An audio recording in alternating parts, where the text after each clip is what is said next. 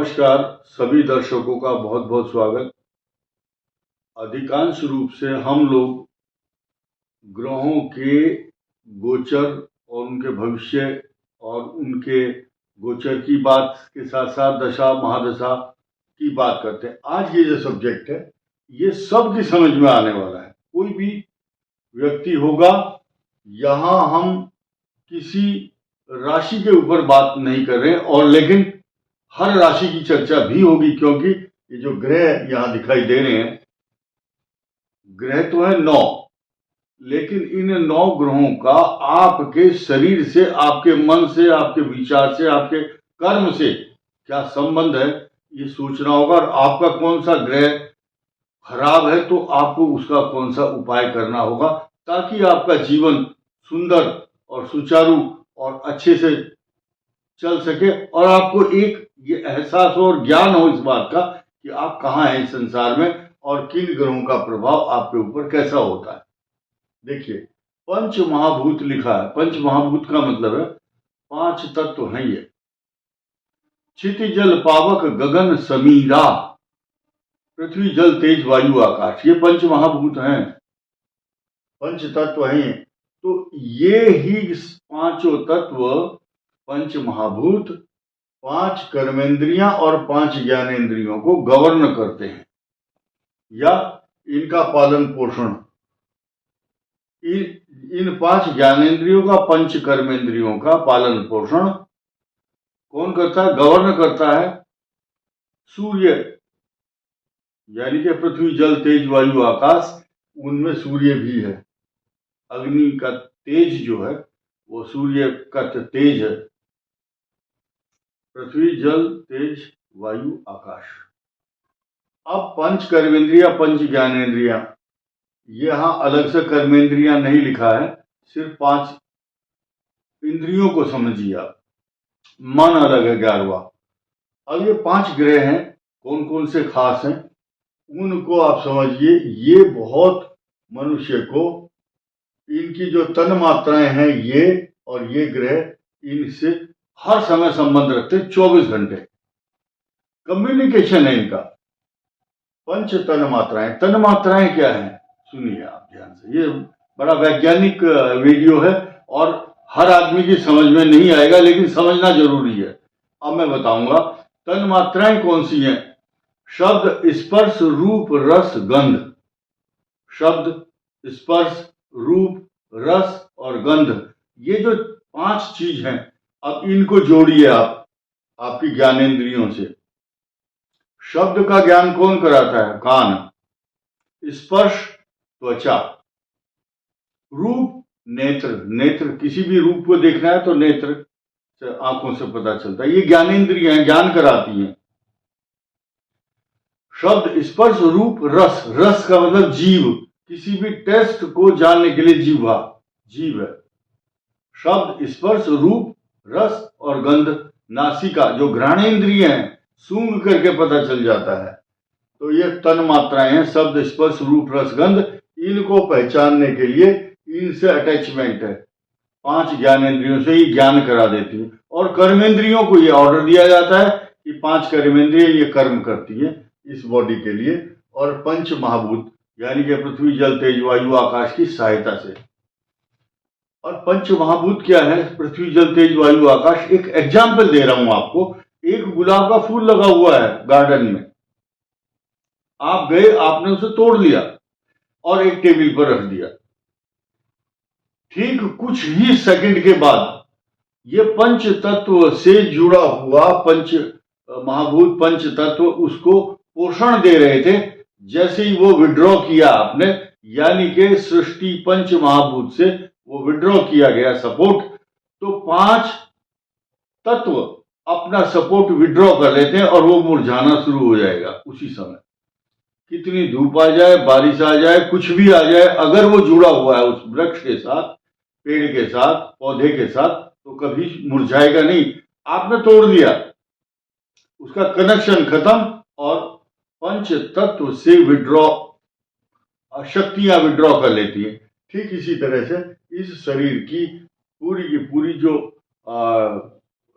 Drawing है आपकी, वो इन बातों से जुड़ी हुई ये 9 ग्रह हैं। अब इन ग्रहों के संबंध देखिए। जैसे सूर्य है, सूर्य आपके मन को, आत्मा को गवर्न करता है। आपके पिता का स्थान है, आपके नेत्र हैं, ये रूप दिखाता है मनुष्य को। ये चंद्रमा जो है, जिस सांसारिक चीज, आपका मन है, ये चंद्रमा मन है, ये आपके शरीर के अंदर फ्लो, बहने वाला रक्त है। सप्त धातुएं हैं, उनका पोषण भी ग्रहों से होता है। वो सप्त धातुएं रस, रक्त, मांस, मेद, अस्थि, मज्जा, शुक्र, शोणित, हेमोग्लोबिन जो चलता है वो मंगल है। शनि जो है आपके शरीर की हड्डियां हैं, तो हड्डियों के साथ साथ चलने वाली जो शिराएं हैं, शिराएं का मतलब वेन्स, 700 है, 700 शिराएं हैं। तो अब आप देखेंगे यही ग्रह अगर सही है, तो आपका सूर्य अगर अच्छा नहीं है तो सूर्य को जल दीजिए, अपने पिता की का सम्मान कीजिए, यानी कि अपने से जो बड़े हैं उनके प्रति आदर भाव, उनके प्रति अभिवादन करना। चंद्रमा अगर खराब है तो माता की सेवा या दूध का दान करना चाहिए, या दूध का अभिषेक करें भगवान शिव पर। मंगल अगर खराब है, हनुमान जी की उपासना के साथ साथ आप सुबह उठते ही जैसे ही पृथ्वी पर या पलंग से नीचे पैर उतारते हैं तो पृथ्वी को स्पर्श कीजिए एकदम, और प्रणाम करके बोलना है क्षमस्व में, क्षमस्व में। समुद्र वसने देवी पर्वत स्तन मंडले, विष्णु पत्नी नमस्तुभ्यम पाद स्पर्श क्षमस्व में। मुझे क्षमा करना, मैं आपके ऊपर अपना भार रखता हूं। हालांकि रात भर आप सोए अपना भार, बट ये ऐसा करने से आपके मन में एक बहुत बड़ा परिवर्तन आएगा। शनि मैटीरियलिस्टिक चीजें देता है, सूर्य यश देगा, चंद्रमा आपके मन को अच्छा रखेगा, मंगल पराक्रम देगा। ये तो हुआ, मैंने आपको इनके उपाय, इनके मंत्र आप जाप करें तो ये आपको, आपकी ज्ञानेंद्रियां और 5 ग्रह ठीक हो जाएंगे। और 5वां ग्रह है आपका बृहस्पति, जो कि ये सब ठीक होंगे तो इन सब के ऊपर है, इनका लीडर है बृहस्पति। ये बृहस्पति अच्छी बुद्धि देगा, ज्ञान देगा। इस बृहस्पति से यहां इधर इधर ये चारों जुड़े हुए हैं, ये जंक्शन पॉइंट है बृहस्पति। अब यहां बृहस्पति का इधर भी रोल है और इधर भी है। ये नया सब्जेक्ट है और आप समझिए थोड़ा बारीकी से। अब ये आया राहु केतु। राहु केतु की कोई आकृति नहीं है, ध्यान देना इस बात पर, कोई इनका स्टेचू नहीं है, लेकिन करते बहुत कुछ हैं। आपने गीत सुना ना, करते हो तुम कन्हैया मेरा नाम हो रहा है, तो ये सब कुछ कर देते हैं और इनकी आवाज नहीं आती, एक्शन नहीं होता। तो ये इनका जाप, इनका दान करने से बहुत जल्दी प्रसन्न होते हैं। इनके एक्शन बड़े अजीबोगरीब होते हैं, दिखाई नहीं देते, और कोई ज्योतिषी और वो वर्णन भी नहीं कर पाता इनकी महिमा का। अब ये बुध है, बुध कुमार अवस्था का प्रतीक है, ज्ञान भी है, बुद्धि भी है, कला कौशल भी, चातुर्यता भी है। आप देखते होंगे जो कितने अच्छे पक्षियों की आवाज निकालता है, मिमिक्री करता है, और जो अच्छा आर्टिस्ट होगा, कंप्यूटर का मास्टर होगा, एआई से, आर्टिफिशियल इंटेलिजेंस बहुत अच्छा एस्ट्रोलॉजर होगा, उसके भीतर बुध की पूरी कृपा और छवि अंदर बसी हुई होगी। यानी कि ये बुध जो है आपको पीछे से बहुत एक्टिवेट करता है।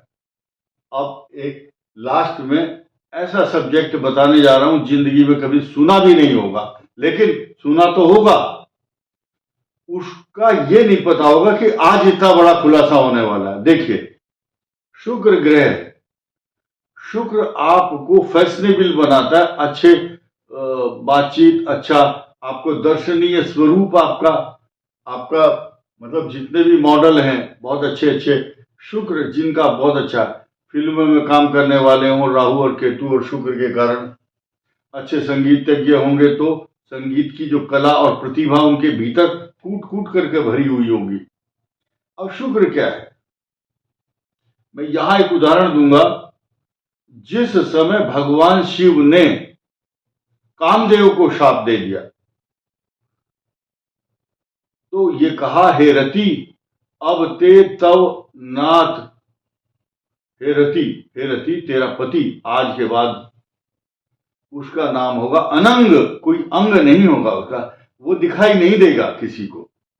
बिनु वपु व्यापी ही, शरीर नहीं होगा, लेकिन इस सृष्टि के हर शरीर में वो व्यापेगा, यानी कि वो दिखाई नहीं देगा लेकिन वो व्याप्त होगा शरीर में। ये आप देख रहे होंगे सृष्टि में जितने भी पशु हैं, पक्षी हैं, मानव है, सबके अंदर शुक्र कामदेव व्याप्त है और ये अपना पूरा आक्रमण करता है मनुष्य के ऊपर। साथ ही साथ इस सृष्टि के ऊपर जो यौवन आता है वो भी शुक्र की वजह से ही आता है। जब शुक्र उच्च राशि में होंगे तो सृष्टि के अंदर यौवन होगा, पीली सरसों, खेत लहलहाते हुए, और जितने भी वृक्ष होंगे शिवरात्रि के बाद फाल्गुन और चैत्र मास में सृष्टि को हरियाली बना देता, चारों तरफ हरियाली होगी।